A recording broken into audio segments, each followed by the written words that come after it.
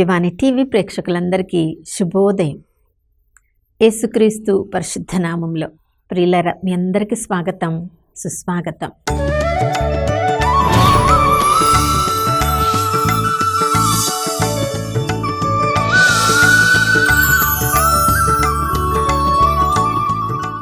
గత కాలమంతా కంటికి రెప్పలా కాచుకున్న దేవాతి దేవునికి పూర్ణ హృదయంతో, పూర్ణ ఆత్మతో, పూర్ణ శక్తితో వందనాలు తెలియచేద్దాం.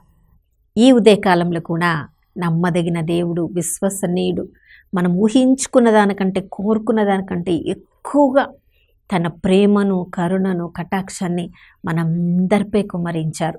ప్రియులారా, ఆ ప్రభువు మనకి తోడు నీడగా ఉండగా ఏ పరిస్థితినైనా మనం ఎదుర్కోగలము.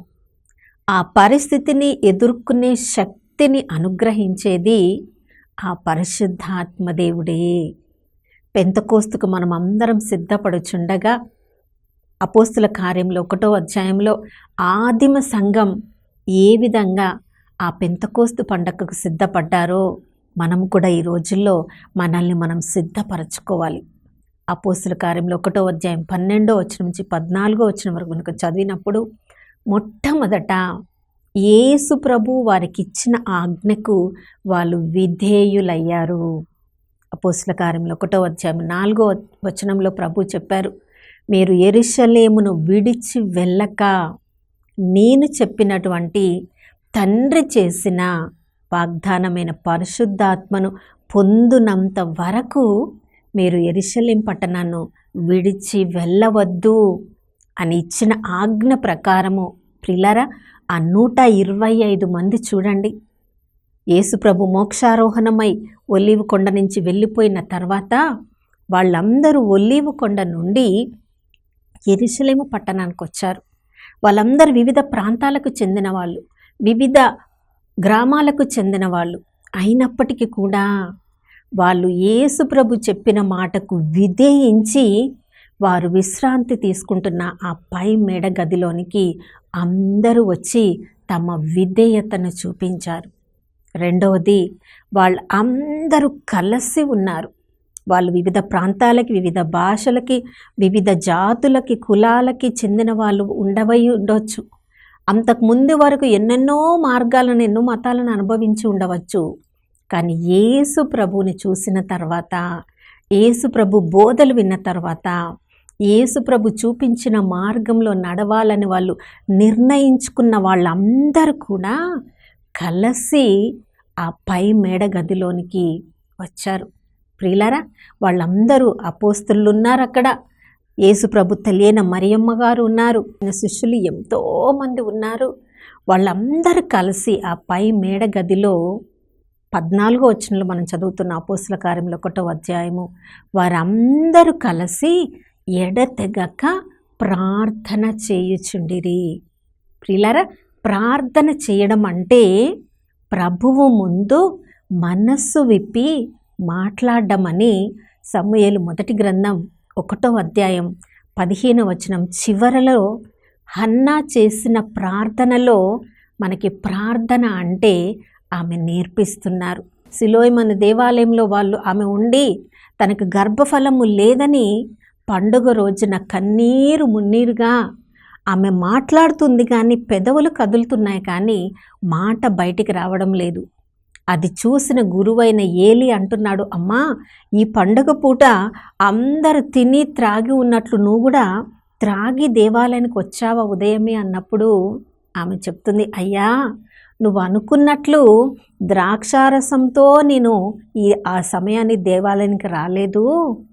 నా హృదయంలోని బాధనంతా ఆ దేవుడి ముందు నేను చెప్పుకుంటున్నాను, కుమ్మరిస్తున్నాను.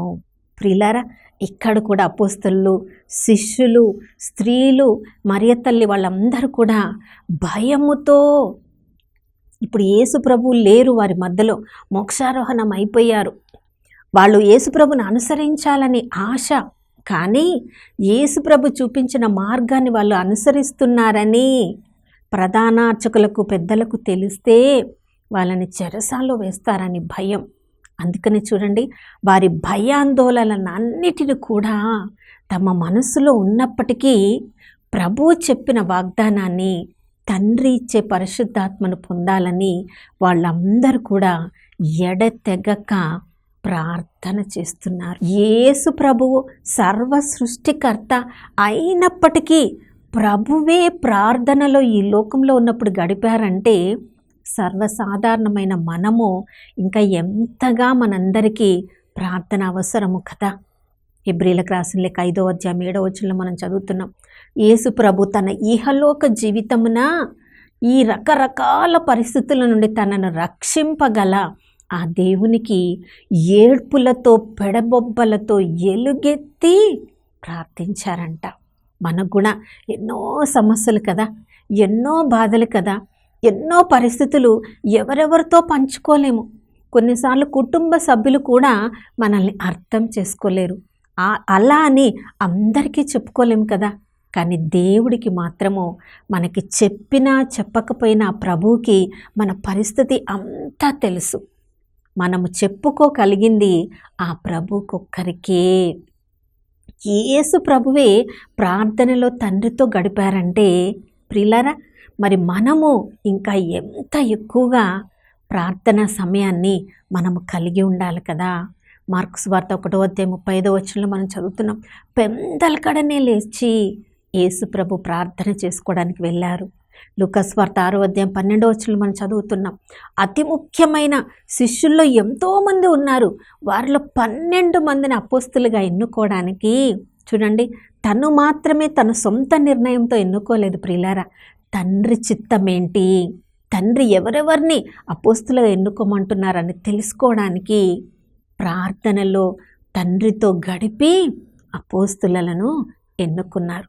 మరి యేసు ప్రభువే సిలువలో వ్రేలాడుతూ కూడా చివరిగా మనందరి కొరకు తనను హింసించిన వారిని, తనను నిందించిన వారిని, తనను అవమానించిన వారిని, తనను సిలువకు మోదిన వాళ్ళని, తనకు ముళ్ళ కిరీటం పెట్టిన వాళ్ళని, హేళన చేసిన వారిని అందరిని చూసి తండ్రికి వాళ్ళ మీద నేరారోపణ చేయవచ్చు, కానీ అలాంటి పరిస్థితులలో ఏ ప్రార్థన చేయాలో మనకి నేర్పించారు. తండ్రి, వీరు చేయునదేమో వీరు ఎరుగరు కనుక వీరిని క్షమింపుము. అవును ప్రియులారా, అపోస్తులకు కూడా ఆ పైగదిలో ప్రభు ఇలాంటి ప్రార్థనే నేర్పించారేమో. పైగదిలో ఉన్నారు, ప్రార్థన చేస్తూ ఉన్నారు. అప్పుడే పరిశుద్ధాత్మ వారి మీదకి కుమ్మరించబడింది. ఆ శక్తిని పొందిన వాళ్ళు చూడండి, ప్రార్థనను వదిలివేశారా? 3వ అధ్యాయంలో చదువుతున్నాం, వాళ్ళు ప్రార్థనా సమయమైన 3 గంటలకు దేవాలయమునకు వెళ్ళి ఎంత గొప్ప అద్భుతం చేశారు పేతురు, యోహాన్లు. 4వ అధ్యాయంలో మనం చదువుతున్నాం, వాళ్ళు ప్రార్థన చేస్తున్నారు, ప్రభా వీరి బెదిరింపులకు మేము లొంగిపోకుండా, మేము మానవుల మాటకు విధేయించకుండా దేవుని మాటకు విధేయించడానికి మాకు ధైర్యం కలుగునట్లుగా మేము ప్రార్థిస్తున్నాము. ప్రియులారా, పరిశుద్ధాత్మ పొందిన తర్వాత మన ప్రార్థనా జీవితం ఇంకా బలంగా దృఢంగా కొనసాగుతుంది. 6వ అధ్యాయంలో మనం చదువుతున్నాం, స్టెఫాను చూడండి, రాళ్ళ వర్షం కుమ్మరించబడుతుంది, అయినప్పటికీ కూడా వాళ్ళ మీద నేరారోపణ చేయకుండా యేసు ప్రభు చేసిన ప్రార్థన చేస్తున్నాడు. తండ్రి, వీరు చేయనదేమో వీరు ఎరుగక చేస్తున్నారు, వీళ్ళని క్షమించండి. ప్రియులారా, మనము అపోస్తులైన పౌలును చూసినప్పుడు గుర్రం మీద నుంచి కింద పడిన తర్వాత 3 రోజులు కూడా ఉపవాస ప్రార్థన చేస్తున్నాడు. 10వ అధ్యాయంలో అపోస్తుల కార్యాలు మనం చూస్తున్నాం.